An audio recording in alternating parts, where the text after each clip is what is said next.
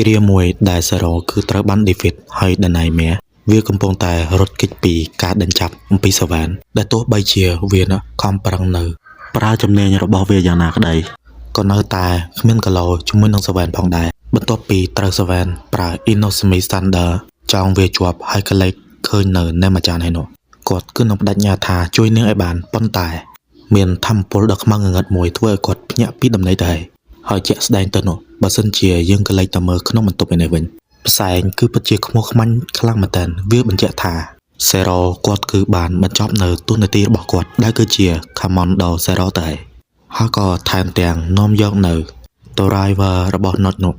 ដើម្បីមកទីស្នាក់ការរបស់ខ្លួនទៀតផងក៏សំបីតែបច្ចុប្បន្ន Seven គឺឡើងលើសំឡេងចេញពី Zero ទៅហើយ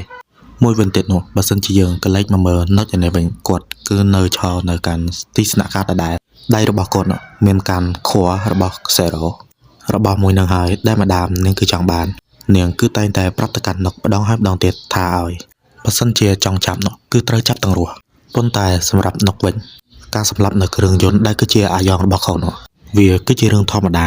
ជាមួយនឹងខ្ញុំនៅពេលដែលបេសកកម្មរបស់អ្នកគឺត្រូវបានពេញអ្នកគឺធន់ទ្រាំខ្លាំងណាស់តែមែនទេសូមអ្នកកុំព្យាយាមមកអាននៅចិត្តខ្ញុំសោះកិច្ចការដែលអ្នកត្រូវធ្វើអ្នកគួរតែធ្វើវាឲ្យបានល្អទៅមិនអីទេខ្ញុំគឺមិនធ្វើវាក៏បានប៉ុន្តែអ្វីដែលគឺជារឿងសំខាន់នោះគឺស្វែងរកទីតាំង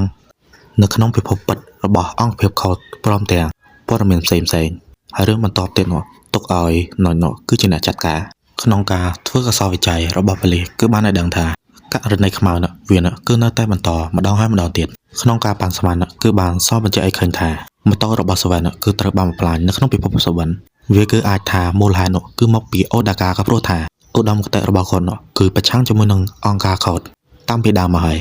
ក៏ជាមូលហេតុដែលអូដាកាចោះដៃជាមួយនឹងណៃមែផងដែរមួយវិញទៀតសោះពួកប៉ូលីសក៏នៅតែមិនទាន់បានដឹងនៅមូលហេតុដែលគឺជារឿងក្តីម៉ូតូគ្មានអ្នកបើកបោផង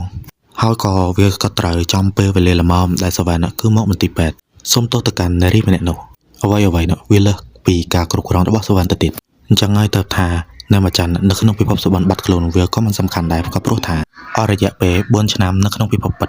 នៅម្ចាស់មិនដឹងថាស្លាប់ឬមួយក៏រស់ផងទោះបីជាយ៉ាងណាក្តីសាវ៉ានគឺនៅតែជឿជាក់ថានៅពិភពពិតនៅម្ចាស់គឺនឹងនៅមានជីវិតនៅឡើយគាត់គឺនឹងបដិញ្ញាថាតាមរកនាងឲ្យឃើញដោយក្នុងហេតុផលនេះហើយទើបអាមួយនេះគឺពិតជារឹងក្បាលខ្លាំងមែនទែនចំណែកឯទឹកមុខរបស់អ្នកមើលថែវាគឺពិតជាគួរឲ្យសង្ស័យបច្ចុប្បន្នតម្រុយក៏គ្មានអ្វីគឺសិតតែលក្ខខណ្ឌទាំងអស់មិនដឹងថាសាវ៉ានគឺអាចរកនៅម្ចាស់បានដោយរបៀបណាទេទោះបីជាមេរលំភ្នំរលេក៏ដោយពាក្យសម្ដីរបស់កូនប្រុសគឺពិតជាមានទម្ងន់អញ្ចឹងហើយទៅថាទោះបីជាយ៉ាងណាក្តីសាវ៉ានគឺអាចមើលគំរូសេរ៉ូបានក៏សំបីតែគាត់ក៏ចាក់ចេញពីសាវ៉ានអ្វីមួយដែលអាចធ្វើបានគឺមានតែរងចាំប៉ុណ្ណោះ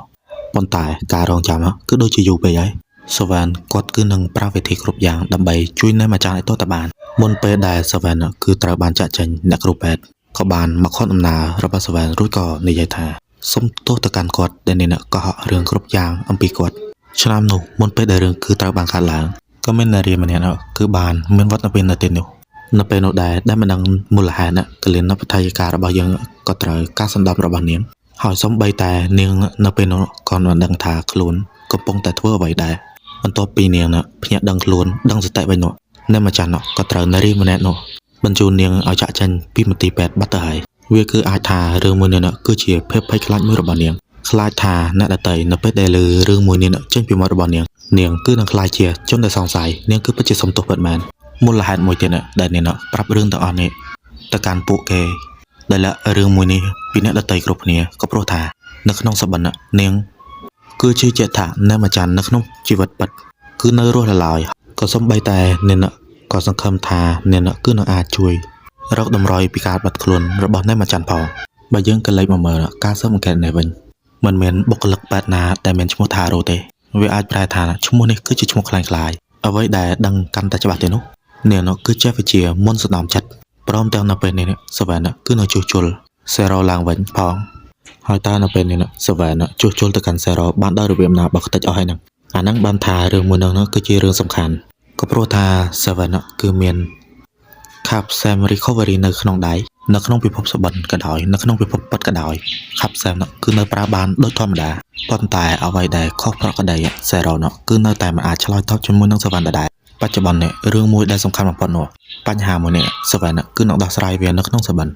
ជាក់ស្ដែងទៅអាលបយោនោះគឺនៅតែតប៉ែតដែរឥឡូវហ្នឹងកំឡុងពេលដែលសវណ្ណដេកនោះបងស្រីរបស់សវណ្ណគឺនឹងសង្ឃឹមថាគាត់គឺនឹងជួយសង្គ្រោះអ្នកម្ចាស់បានទៅចុះបើយើងក៏លេចទៅមើលក្នុងពិភពសបិនម៉ូតូគឺត្រូវបានជួសជុលរួចជាស្រេចប៉ុន្តែអ្វីដែលមិនប្រែប្រួលនោះធម្មពលវាគឺគ្មាននោះទេអញ្ចឹងហើយសវណ្ណក៏នឹកឃើញអំពីម្ដាមរបស់សេរ៉ូភ្លាមថាខាប់សាំប៊ូស្ទ័រគឺជាខាប់សាំមួយដែលជួយបំពេញធម្មពលចុងក្រោយអ្វីៗក៏ដំណើរការតាមចិត្តរបស់សវណ្ណដែលគាត់ចង់បានពិតមែនបេសកកម្មរបស់ខ្ញុំគឺជាអ្នកសម្រេចការស្វែងរកលើកនេះរបស់សវណ្ណគឺមកខកជើងនោះទេតែទ្វារចិត្តមនុស្សដែលសបិននោះគឺនៅក្នុងបន្ទប់ពេទ្យគឺជាបន្ទប់ដែលអ្នកម្ចាស់គឺធ្លាប់ស្នាក់នៅពីមុនបន្តិចក្រោយមកសវណ្ណក៏ចូលមើលទ្វារចិត្តទី3ហើយក៏បានសបបញ្ជាក់ឲ្យឃើញថាកន្លែងមួយនេះហើយគឺជាកន្លែងដែលសបិនត្រូវបានបញ្ចប់ដោយមិនបង្អែបង្អង់ពេលយូរសវណ្ណក៏ជិះម៉ូតូទៅកន្លែងនោះភ្លាមរួចក៏ស្វែងរកទីតាំង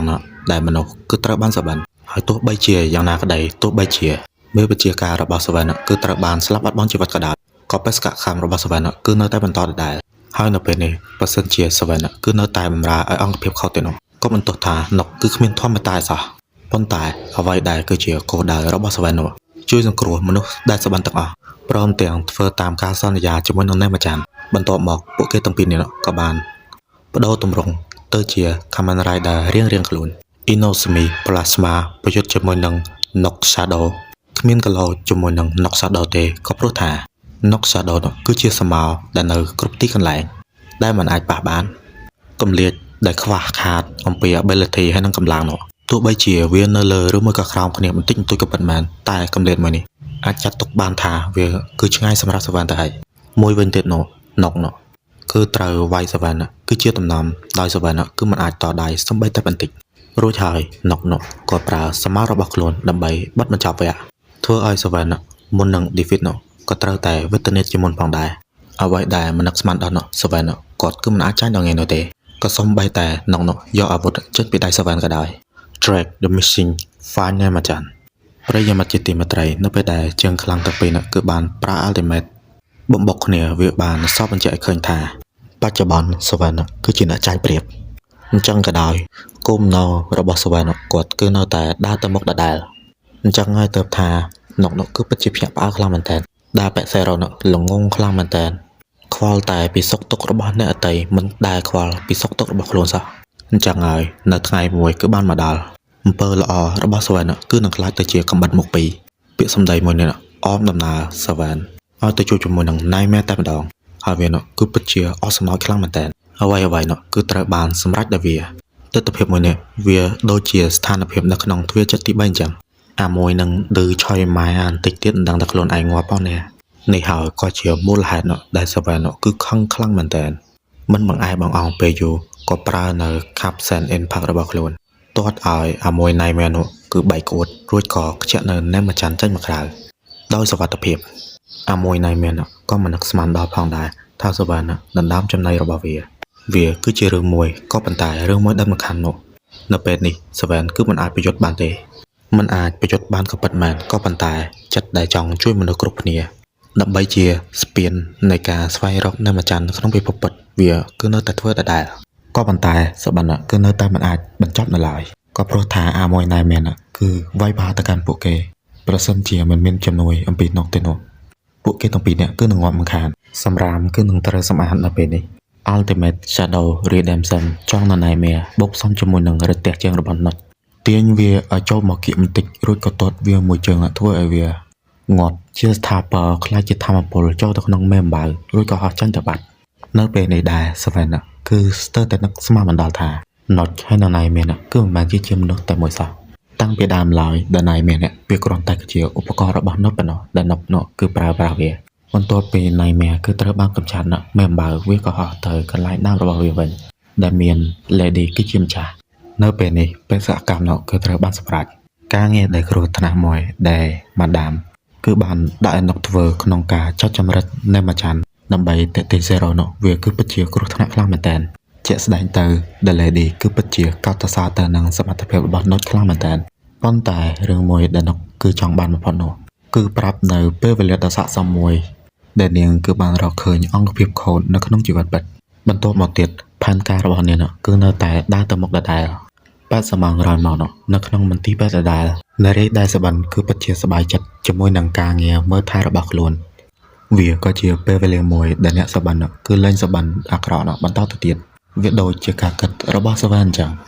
គ្រានោះហើយនៅពេលដែលនាងគឺចាប់អារម្មណ៍ម្ដងទៀតសវែនគឺបានបាត់ខ្លួនពីទីនោះហើយដើរសម្ដៅទៅផ្ទះខ្លួនតាមធម្មតាពេលវេលាមួយនឹងដែរក៏ជាពេលវេលាដែលសវែនគឺមានការពិបាកនៅក្នុងខ្លួនរបស់គាត់ជាខ្លាំងបើមិនមែនសាយូរីអាន់ដូមកជួយសង្គ្រោះសវែនទៅនោះសវែនគឺនឹងស្លាប់មួយសោជាមិនខានទេគ្រាន់តែកលែកតែបន្តិចនោះនាងគឺដឹងទៅហើយថាសវែនមានបញ្ហាអីហុចញោមបានទៅកាត់សវែនរួចក៏និយាយទៅកាន់គាត់ថាលើកក្រោយបើសិនជាមានបញ្ហាគេមិនលក់ទេនោះសូមតំណែងមកកាន់នាងទៅចុះបន្តិចក្រោយក៏មានសារជូនដំណឹងសវែនគឺខំតែអស់ហើយថានោះគឺជាសារ៉ូតាមពិតទៅគឺមិនមែនទេសំឡេងមួយនោះគឺបាន